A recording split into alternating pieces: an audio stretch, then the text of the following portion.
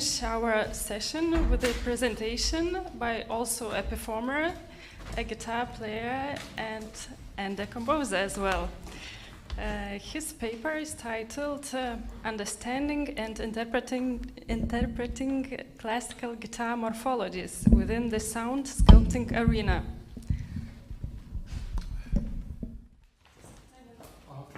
One, two, got it. Hi there. It's great to be back. I wasn't here last year, but I was here the 2 previous years. It's fantastic to be back. So as Ice-T said, understanding and interpreting classical guitar morphologies within the sound sculpting arena.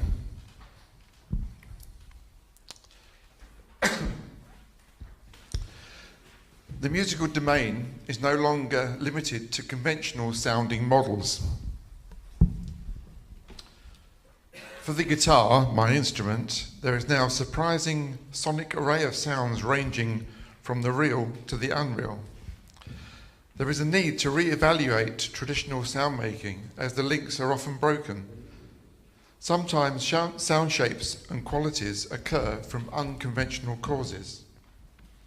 For many contemporary guitar works, common articulations as well as stability of note and interval are absent. Moreover, reference of meter is often missing. Composers encounter the problem of how to cultivate an aesthetic sensibility and create cohesion in a sound world that is potentially open. Developing appropriate methodologies is one of my passions. With the help of a few notable musicians' research, we'll look at ways of explaining and understanding repertoire that incorporates techniques other than conventional pitch playing. Dennis Smalley tells us that when listening to music we find rewarding, it's because there is some shared experiential basis both inside and behind the music. Discussing our musical experiences is important. Engaging with Pauline Oliveros' deep listening principle, we can learn to remove cognitive filters in order to experience deeper forms of audition. We'll look at developing tools to describe the features of perceived sounds and explaining how they work in the context of the music. Diagrams will help contextualize interpretation. What do we mean to sculpt sound on a 6-string classical guitar? The main issues are concerned with refining listening, questioning terminology, technique, an all-inclusive approach in the field, experiential observations, and learning models. Understanding and definitions will arise from analysing these areas. To explain, I will take groupings of similar techniques and look into all aspects of their sound through time, and take account of the musical consequences involved, in other words, guitar morphology. My main focus is on comprehending and apprehending the subtle detail of existing and newly discovered classical guitar techniques. The aim is to extend awareness of sound apprehension of particular techniques. For instance, can we hear the minute changes inherent in these sounds and chart differences in the spectra? There are 2 aspects of guitar morphologies, inherent and external. I'll concentrate on explaining sound events along with their intrinsic relationships within the musical pieces. However, Smalley reminds us that a piece of music is not a closed, autonomous artifact. It does not refer only to itself, but relies on relating to a range of experiences outside the context of the work. Therefore, as a cultural construct, a fundamental external basis is necessary so that the inherent can have meaning. The important point is that the intrinsic and extrinsic are interactive.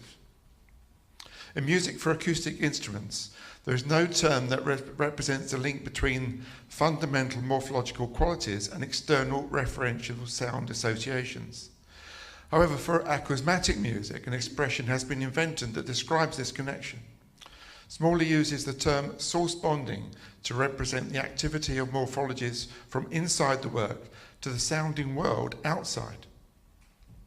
His definition relates to the natural tendencies of sound sources and causes, and the relationships of sounds to each other, as they give an impression to have mutual or associated origins.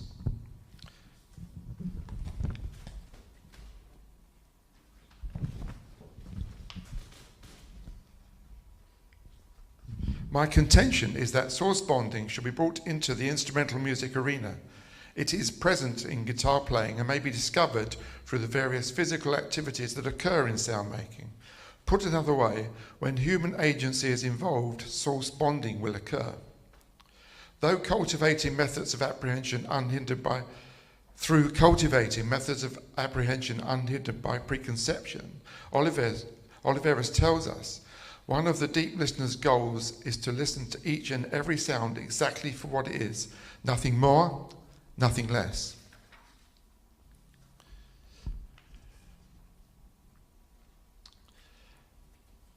See Figure 1.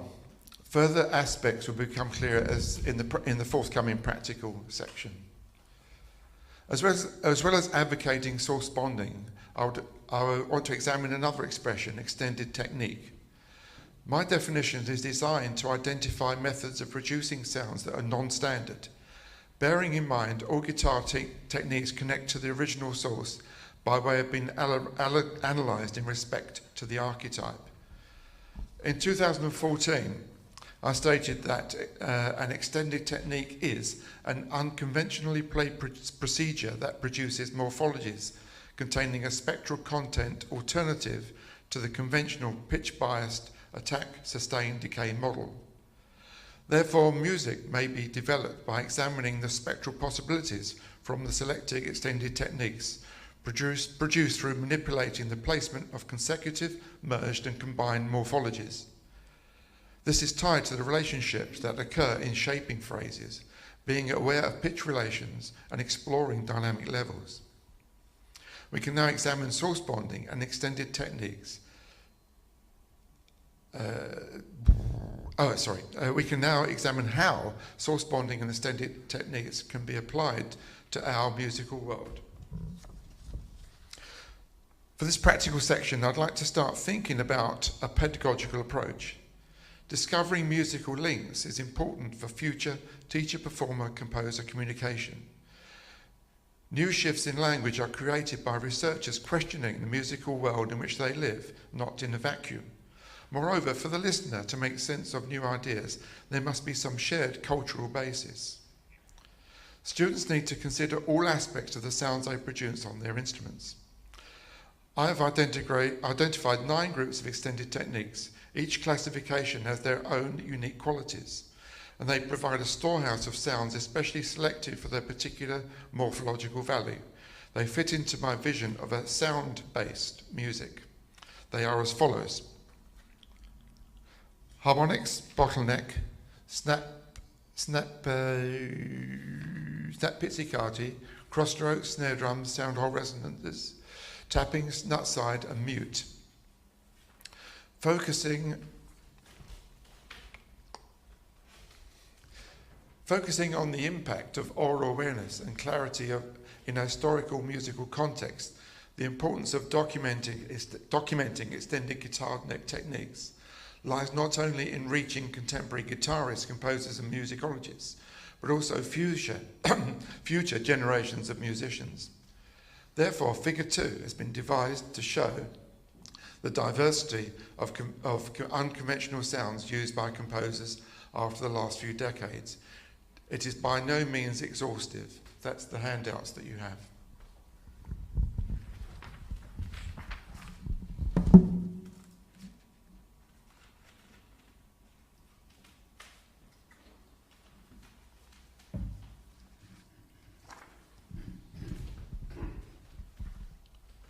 As time is short, I'll concentrate on snare drum technique, as they represent particular subtle changes in timbre and possess a more or less equal amount of pitch and noise content. Moreover, their sonic trajectories are linear and non-linear. See Figure 3. Music study has tended to concentrate on theory, writing notation and analysis. There is little research on how human gestural activity impacts on musical performance. This may be because it is customarily expected. For example, a phrase incorporating pitch content may sound like it sings, echoing a vocal presence. This can have a physical and psychological effect on the listener.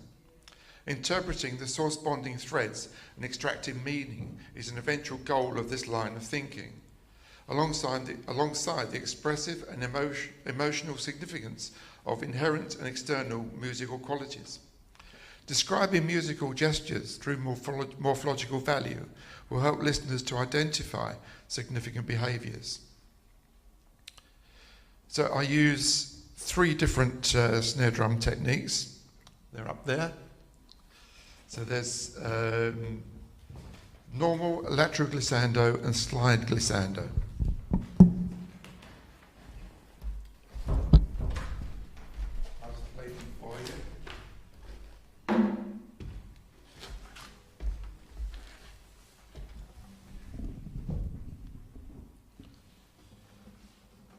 So first of all, normal.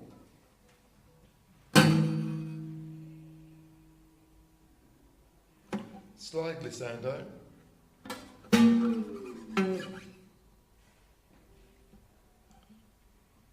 And lateral. That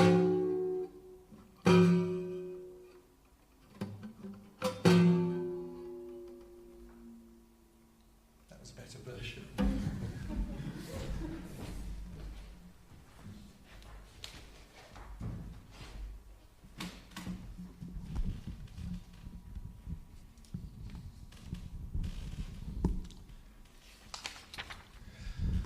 Today I'm going to concentrate on lateral glissando.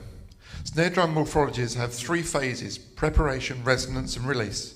Preparation that induces a soft and subtle texture, followed by a percussive noise attack.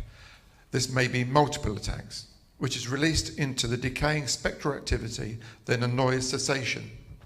Attack, resonance and termination function in various ways.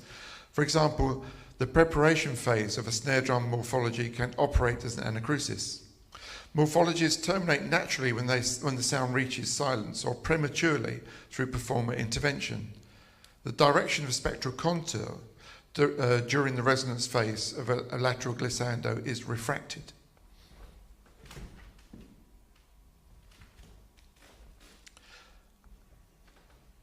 As time is needed to cross 2 adjacent strings, a variable preparation period is required. Figure 4 shows the 2 phases. Cross strings are secured with an adjacent fingertip. When executed, a mixture of soft noise and pitch content occurs. This is always a slight scuffle of sound.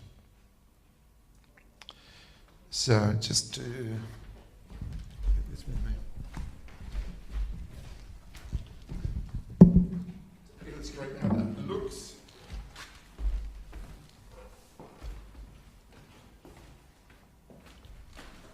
Preparation, resonance, termination.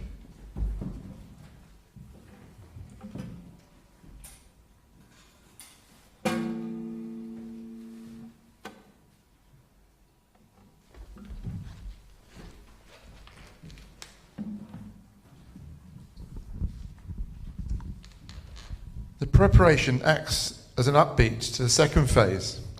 The richer spectrum is produced when using the lower wound strings. However, including upper strings adds spectral interest.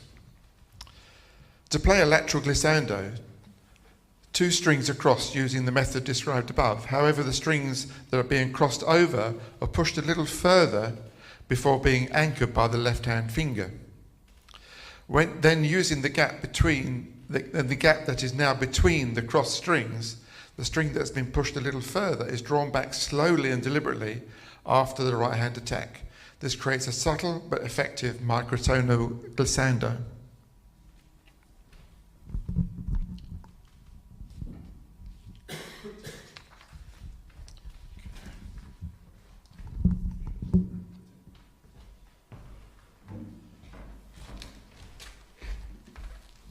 So when I cross the strings, there's a gap there, and I'm just going to manipulate my finger to make the microtonal glissando. Get it? I love doing that.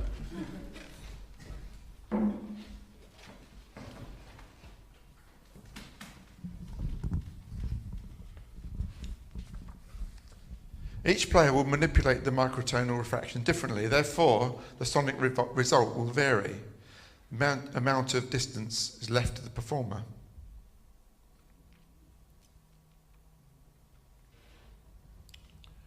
Yeah, there it is there, nice and big. Rasguardo techniques may be included to produce multiple attacks at the beginning of the resonant phase. Releasing the crossed strings produces a quiet percussive sound that is an integral part of the morphology. The notation symbol reflects the three main phases.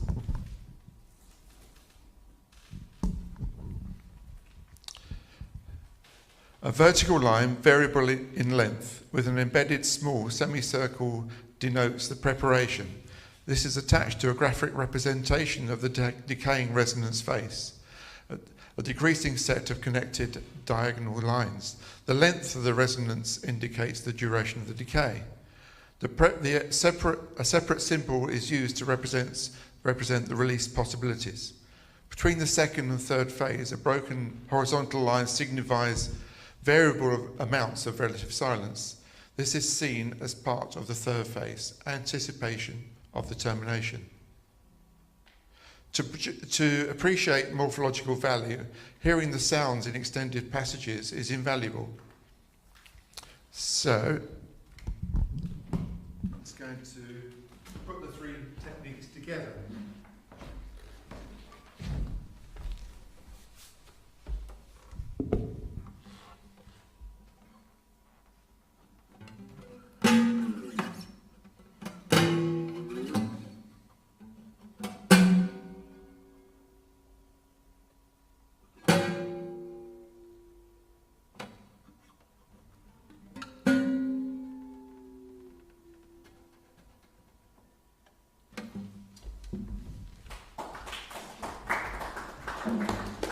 Warming up.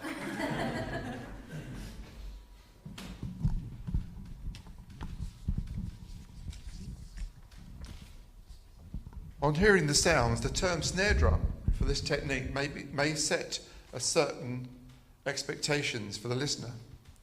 In regard to source bonding, note that various mental images from one's mind, from one's experience of hearing loose snares rattling after the initial attack on the underside of the drum will occur.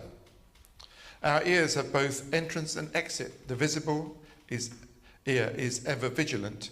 David Tuke tells us the question of subjectivity is particularly acute within the domain of listening. Sounds so elusive in time and space, always the auditory equivalent of invisible. Musical imaginings are stimulated within the mind rather than the external world. From a compositional perspective, for example, the ear hears a sound, an image is conjured up. In this case, maybe a stick hitting the drum is in the mind. Then the resonance forms a contour that becomes an idea for an appropriate notational symbol. According to Gordon, unless one can audiate what is seen in notation before he/she produces the sound on an instrument as dictated by the notation, what he/she is reading will have only theoretical meaning for him/her. The result is theoretical meaning rather than musical meaning. My point is that the player will learn a lot more about the music itself by developing a sense of the musical sounds before interpreting the notation. This raises the point of learning to audiate before learning to read music. I'd advocate teachers using various improvisational methods and helping students to understand creative performance.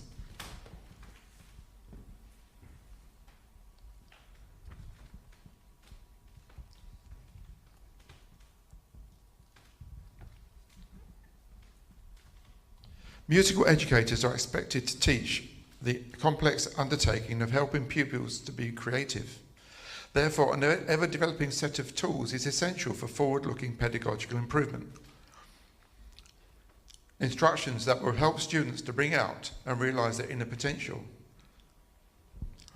Knowing the details of a sound from one's mind or inner ear before physically hearing it is undoubtedly extremely useful. Teaching students to hear and comprehend music in the imagination is key. So starting to draw some elements together. For an all-inclusive approach, a method for orally recognizing small changes in timbre is useful. We can tap into existing electroacoustic research, in particular the concept of reduced listening. This type of concentration occurs through focused and continual listening. For Smalley, it is an investigative process whereby detailed spectromorphological attributes and relationships are uncovered. In order to pay full attention on refining the detail and quality of sounds, the listener tries to suppress any distractions. Smalley again. Reduced listening is therefore an abstract, relatively objective process, a microscopic intrinsic listening. Smalley and Oliveros concur as they focus attention on how listening is an act of cognition. It can shape auditory perception. This form of perceptual scrutiny is generally employed in the creative process. I believe it's important to bring this type of listening into the performer-listener and audience-listener arena. However, care must be taken to teach the importance of maintaining a balance between reduced listening and deep listening, together with inherent and external threats. For example, being aware that overanalyzing morphological listening may lead to detrimental effects on intrinsic, extrinsic oral observation. I sometimes want to allow the music to play on my senses and not think analytically.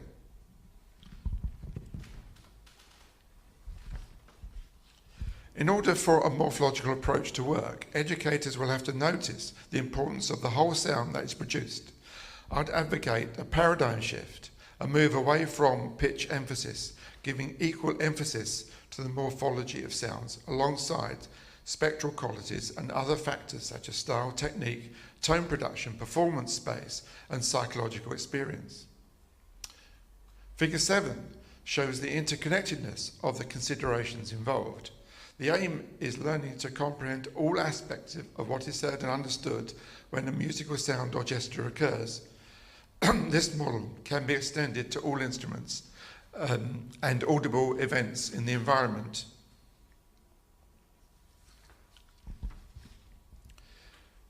It is physical activity that produces sound-making gestures on the guitar, a causal chain linking action to source. Morphological consequences through human agency are the result. My sense of touch, whether applied by nail, fingertip, or implement, becomes a supplier of energy. Smalley adds, the gesture is therefore an energy motion trajectory which excites the sounding body, creating spectromorphological life. From the perspective of performer and observing listener, 3 elements are occurring: the visual, tactile, and oral. Processes concerned with muscle pressure and relaxation, exertion and resistance. For me, the gesture process is bidirectional. For example, I play a snare drum extended technique, causing a resultant morphology. Conversely, when I listen to the morphology, the human element behind is heard, caused by the gestural activity. Intentional acts and emotive elements are present throughout the process, including imagination. Relatedly, Smalley says, everyone uses the spectromorphological reference process when listening to recordings of instrumental music. We listen to music and also automatically gain a wealth of psychophysical information by decoding the human activity behind the morphological information. When thinking of the millions of people who have experienced listening to guitar music, it's obvious that an underlying process of conscious and unconscious visual and oral training has occurred. It may be referred to as a culturally acquired familiarity of sounding gesture. However, in much contemporary music that contains passages of extended techniques, the sound making becomes remote from the generally recognizable. The playing of extended techniques can transform the source. The ear becomes dubious about the cause. The morphological nature takes us into the realm of imagination. On the subject of music, musicians breathing life into contemporary music, which he calls animation, Gilbert Biberian's exploratory book Liber is on the vast subject of articulation. He tells us a rich and daring imagination is of paramount and fundamental importance.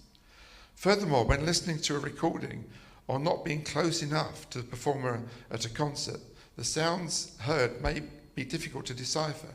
We may be uncertain of how the sound's behaviour was made. For example, we may be unsure of how the pitch trajectory was accomplished.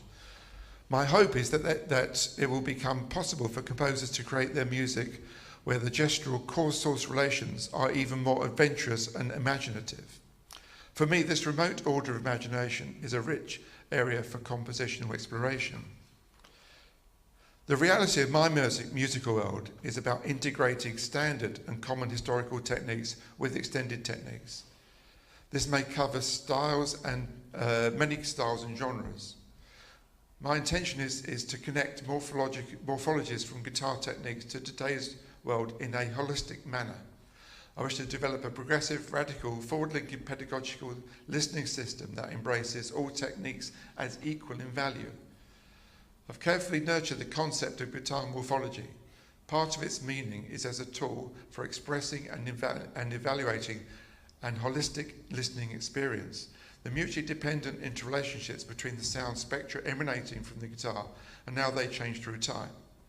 In music, we sometimes need words that are invented specifically for describing sonic phenomena. A morphological approach can provide a framework for understanding auditive structural relations and behaviours experienced in the temporal flux of music. We can now embrace the notion of sculpting sound as manipulating the spectral content of morphologies in many ways, always taking into account pitch, spectra, morphology, style, touch, technique, auditorium, psychoacoustics and psychology.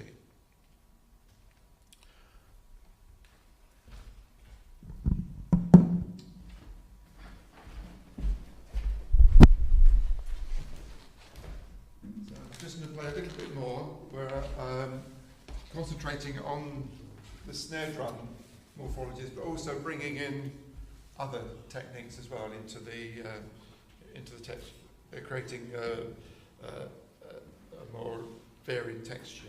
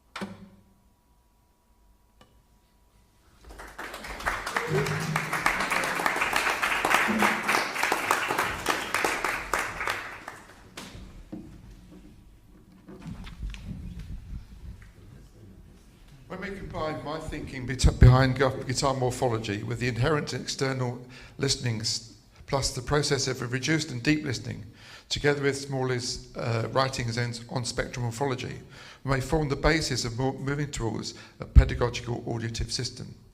Meaning is embedded in the musical syntax, which is directly related to the workings of the inner and outer ear, as well as the source bonding aspects. I believe it's our job as educators to really understand these three aspects and teach them to our students, enabling an all-encompassing view of the morphology of sound in general. Furthermore, To audiate is to use listening in all its facets towards creativity. This will inevitably engage the ability to recognise how past, present and future impact on the senses. My belief is that studying the aspects arising from audiation will help anyone interested in sound to develop a higher sense of awareness in regard to sonic life experiences from childhood to the present. Moreover, I would encourage music lovers to engage in personal sound experiments, for example, organised listening trips in various environmental situations. I'd like to put forward the idea that morphological musical thinking is a dynamic activity that involves perceiving spectral energies and configurations in space. Once thought about, it is a straightforward experiential principle. As we have seen, everyone hears sounds and associates those sounds with experiences from life. Thank you.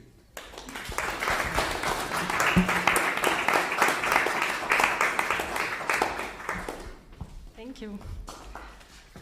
Okay, questions, comments? Well, I have a small question for you, may I? Of course. As we heard, your brilliant instrument is a bit out of tune. It was special made, or otherwise we cannot hear the real result of extended technique if this instrument is not in normal tune as we heard before. Or am I wrong? Okay, thank you.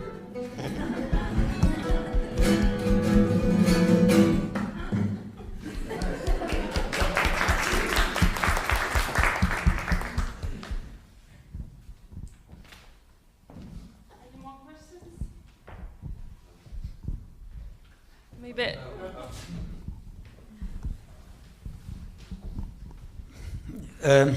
I wonder, when are we going to stop calling these sort of techniques extended?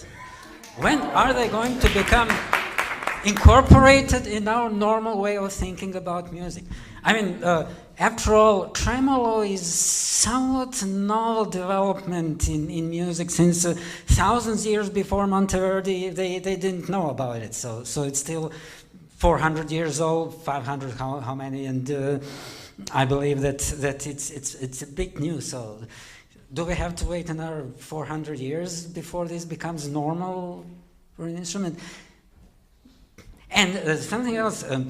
Actually, the idea of discrete pitch and our preoccupation with that is relatively novel. Evolutionally, tens of thousands of years before discrete pitch arose, human beings or our ancestors, hominins, produced something more in the nature of this, and something which was more concerned with energies, with gesture, with embodiment. What do you think of that? I completely agree. Well, on the first point, when I started writing the paper, I had a bigger section on extended technique and how to change that into a more apt encapsulation. And I kept coming back. I tried all sorts, I can't remember now, I tried all sorts of things, all sorts of other words. But, so I've come to the conclusion that extended technique is the best way I've got at the moment for describing it, because it is extended from the archetype of the attack resonance of the guitar. So it's extended from a regular playing note. That's right, I come up with the thought of a fabricated technique, something you make, which is fabricated. But, if someone could come up with a better phrase, I would use it wholeheartedly. The second, absolutely. I often wonder. I think there are some. I think some of the earliest extant music is from Greece. I think Aristonexos, as far as I know. There's a few bars. It would sound completely different. I always go back to what I imagine the first when the first person heard wind through a piece of wood and was examining that,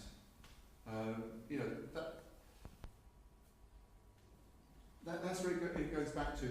And a lot of it as well is forgetting my Western music training. Yeah. Wiping the slate clean, starting from just sound and trying to work things out from just the perception of sound rather than a note. And I love music which gets rid of drums.